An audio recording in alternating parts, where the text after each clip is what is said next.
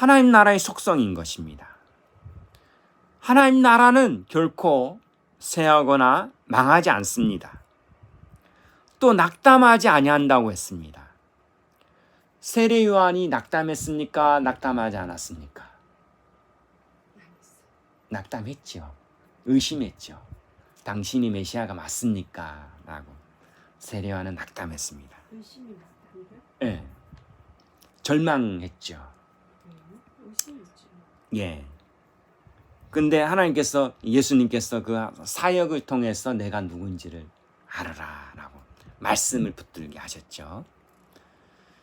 그래서 세례 요한이 메시아가 될 수 없음을 이 말씀을 통해서 분명하게 제시하는 것입니다. 그는 쇠하지 아니하며, 그러니까 세례 요한은 쇠하고 예수님은 흥해야 되는 거죠. 나는 쇠해야 된다는 것입니다. 예수만 흥해야 되는 거죠. 그러니까 예수님은 결코 쇠하지 아닙니다. 예수님은 낙담하지 않습니다. 세상에 정의를 세우기에 이르리니 섬들이 그 교훈을 앙망하리라. 바로 십자가를 통한 구원에 진리는 거죠. 십자가의 도를 하나님께서 바로 세우셨습니다. 십자가를 통해서만 하나님 나라로 들어갈 수가 있는 거죠. 죄인이 구원을 받을 수 있는 길을 열어놓으셨습니다. 그래서 모든 나라가 예수님의 그 리더십을 배우게 되는 것입니다. 서번트 리더십을 배우는 것입니다. 정말 사람의 마음을 움직이는 것은 돈이나 권력이 아니라 이런 그 죄의 짐을, 대속의 죽음을 감당하심으로 우리의 죄값을 속량하시고 우리를 죄에서 자유케 하시는 그분이 바로 메시아라는 진리라는 것입니다. 우리는 복음 전파를 할 때 우리가 축복을 받아서 하나님의 능력으로 충만해서 연약한 자를 막 정복하고 힘으로 짓누르고 깃대를 꽂고 무력화시키고 정복하면 복음으로 승리하고 하나님께서 영광 받는다라고 생각할 수 있을 것입니다. 그러니까 그것이 얼마나 잘못됐는가를 알 수가 있는 거죠. 복음은 철저하게 목소리만 내는 것이 아닙니다. 입으로만 하는 게 아니라는 거죠. 상한 갈대를 정말 상한 갈대가 건강한 갈대가 되고 자존감을 높이고 존귀한 자가 되도록 정말 낮아져서 섬기고 높이고 또 필요를 채우고 또 미련한 것이 지혜롭게 되고 성장할 수 있도록 극진한 섬김과 낮아짐과 헌신의 역사를 통해서 그 열매로 복음의 영광이 드러나고 정의가 시행됨으로써 열매를 맺는 것이지, 목소리만 빠르고 쉬운 방법인 목소리만 높이고 입으로만 하고 입술만 한다고 해서 결코 복음이 증거되는 것이 아니고 영광받는 것이 아니다라는 것입니다.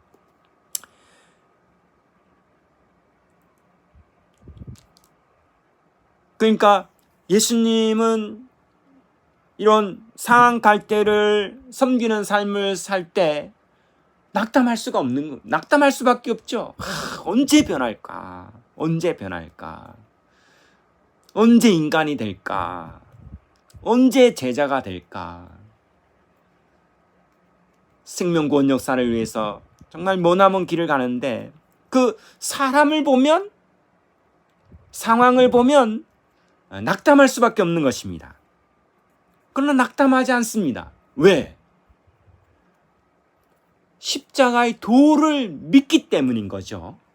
하나님의 경륜과 지혜와 하나님의 섭리를 붙들기 때문인 것입니다. 그러니까 숫자의 열매를 보고 내가 상급을 받는 것이 아니라 십자가의 도를 얼마나 충성스럽게 신뢰하고 확신하고 그 진리 가운데 사느냐가 열매요 성과인 것입니다. 사람이 눈에 보이는 사람의 숫자가 아니라는 거죠. 그러니까 복음의 진리에 절대적으로 충성하고 확신하는 삶인 것입니다. 이것으로 정의를 세우는 거죠. 예, 정의를 세우는 것입니다. 예. 십자가의 도를 분명하게 선포하는 것이죠. 예. 우리가 이것을 믿어야 되는 것입니다. 그러니까 이것을 복음의 진리를 결코 흔들리지 않고 붙들고 사는 삶인 거죠. 그러니까 외형적인 열매에 좌지우지되지 않고 사람들의 인정과 칭찬이나 이 세상에서의 상급으로 위축되거나 낙담되지 않는 것입니다. 비교의식에 사로잡힐 필요가 없는 거죠. 예. 왜냐하면 하나님의 역사는 결코 쇠하지 아니하기 때문에 그런 것입니다. 네, 그 다음에 이제 5절부터 보겠습니다. 하늘을 창조하시며 펴시고 땅과 그 솟아을 내시며 땅의 백성에게 호흡을 주시며 땅에 거하는 자에게 영을 주시는 하나님 여호와께서 이같이 말씀하시되, 여기서도 땅에 행하는 자에게 영을 주시는 하나님 여호와께서 말씀하십니다. 그러니까 땅에 거하는 하나님의 종들에게 하나님의 영을 주시지 않습니까? 이 하나님께서 말씀하셨다라는 것입니다. 이 하나님이 창조주 하나님이시죠. 이 하나님께서 성령을 부어주시면서 우리에게 사명을 주셨습니다. 오직 성령이 너에게 임하시면 너희가 권능을 받고 예루살렘과 온 유대와 사마리아 땅끝까지 이르러 내 증인이 되리라 했지 않습니까? 그 성령을 주시는 하나님께서는 사명을 주시는 분이십니다. 그럼 이사야에서도 동일하게 말씀하셨습니다. 나 여호와가 의로 너를 불렀은즉 내가 내 손을 잡아 너를 보호하며 너를 세워 백성의 언약과 이방의 빛이 되게 하겠다. 자, 우리가 이방의 빛이 되는 것입니다. 근데 이방의 빛이 되는데 어떻게 해서 이방의 빛이 되느냐는 거죠. 그 이방의 빛이 되는 근거가 백성의 언약으로 삼겠다라는 것입니다. 언약의 기초에서 이방의 빛이 되는 것입니다. 즉 백성의 언약이라는 것은 무엇입니까? 아브라함에게 한 약속의 말씀이고 아브라함의 후손에게 한 약속의 말씀이죠. 또 그러면서도 동일하게 다윗과 맺은 언약인 것입니다. 하나님은 이 거룩한 백성 제사장 나라의 언약을 그 비전을 완성하기를 원하시는 거죠. 여호와의 열심으로 하나님이 경영을 성취하겠다라고 분명하게 말씀하셨습니다. 그래서 하나님께서 우리를 부르실 때, 택하실 때 하나님이 영으로 충만하게 하시는데 하나님께 부름받은 사람은 이방의 빛을로 삼으십니다. 이방의 빛, 복음을 비추는, 이방인들에게 복음을 비추는 복음의 빛이지 않습니까? 우리가 빛의 자녀로 말씀을 선포할 때 어떤 일이 벌어집니까? 내가 눈먼 자들의 눈을 밝히며 갇힌 자를 감옥에서 이끌어내며 흑암에 앉은 자를 깜빵에서 나오게 하리라 했습니다. 우리가 복음의 빛을 말씀을 선포하면 이 어둠의 눈들이 눈먼 자들의 눈이 밝아져서 하나님을 보게 된다라는 거죠. 죄의 감옥에 갇힌 자들이 감옥에서 탈출되어서 하나님을 보게 되는 것입니다. 율법의 노예가 되고 죄와 죽은 곳에 신음하며 죽어가는 백성들이 빛을 보고 생명을 얻게 되는 것입니다. 그러면서 결론적으로 하나님께서 누구인지를 말씀하십니다. 나는 여호와이니 이는 내 이름이라. 나는 내 영광을 다른 자에게 내 찬송을 우상에게 주지 아니하리라. 하나님은, 창조주 하나님은 한 분밖에 없으십니다. 그리고 여호와 하나님만이 내 이름입니다. 다른 이름에게, 다른 우상에게 여호와라는 이름을 준 적이 없습니다. 다른 자에게 내 영광을, 내 찬송을 우상에게 주지 아니하리라. 이 말이 무슨 뜻입니까요? 이건 차원이 다르다라는 것입니다. 어찌 피조물인 우상이 전능하신 창조주 하나님과 견줄 수가 있겠느냐라는 거죠. 창조주 하나님 여호와라는 이름에 걸맞는 하나님은 여호와 한 분밖에 없다라는 것입니다. 그러므로 하나님의 영광을 다른 우상들이 가로챌 수도 없고 가져갈 수도 없다라는 거죠. 내 영광을 가로채는 죄악이 얼마나 심각한 죄인가를 또 말씀해 주시는 것입니다. 또 우상에게 줄 수 없기 때문에 복음을 전파해야 된다는 거죠.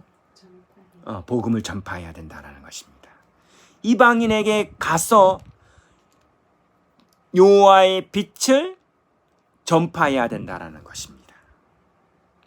보라, 전에 예언한 일이 이미 이루어졌느니라. 이제 내가 새 일을 알리노라. 그 일이 시작되기 전이라도 너에게 이르노라. 전에 예언한 일이 이미 이루어졌다라는 말이 무슨 말씀이십니까?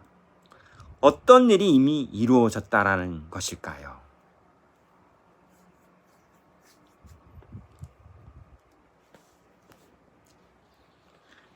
이것은 여호와의 종을 이미 보내셨다라는 거죠. 택한 종을 통해서 이 복음을 이미 알리셨다라는 것입니다.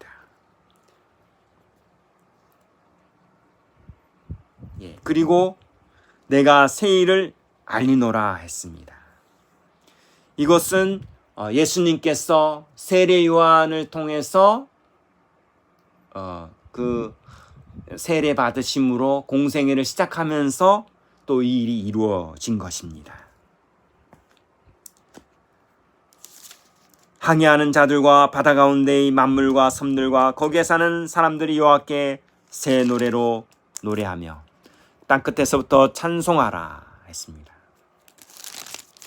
새 노래로 노래하라 이겁니다. 하나님께서 성령을 부어주셨지 않습니까? 하나님 영을 부어주셨지 않습니까? 그럼 육신의 노래가 아니라 하나님 나라의 영을 선포하는 영의 노래를 부르라는 것이죠.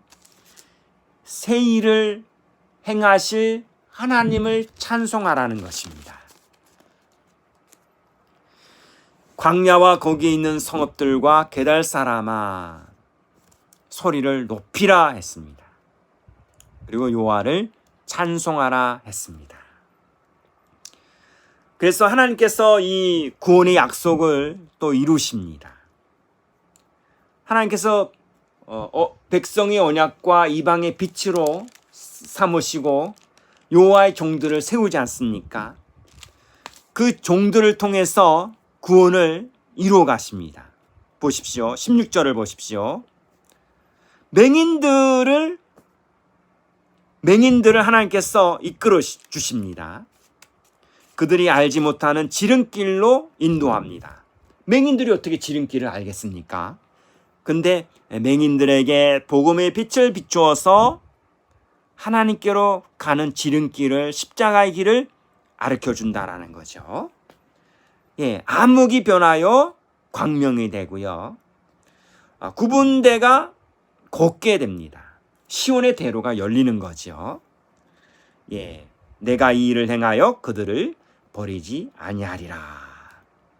예, 하나님께서 시온의 대로를 이루시고 맹인들을 이끌으셔서 지름길로 인도하십니다.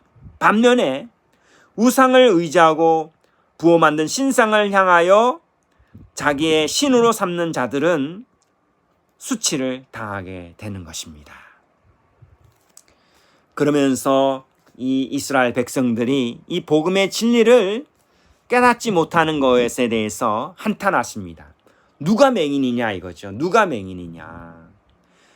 내가 보내는 내 사자같이 못 듣는 자겠느냐 했습니다. 하나님께서 사자로 삼으신 이스라엘 백성이 맹인이다라는 것입니다.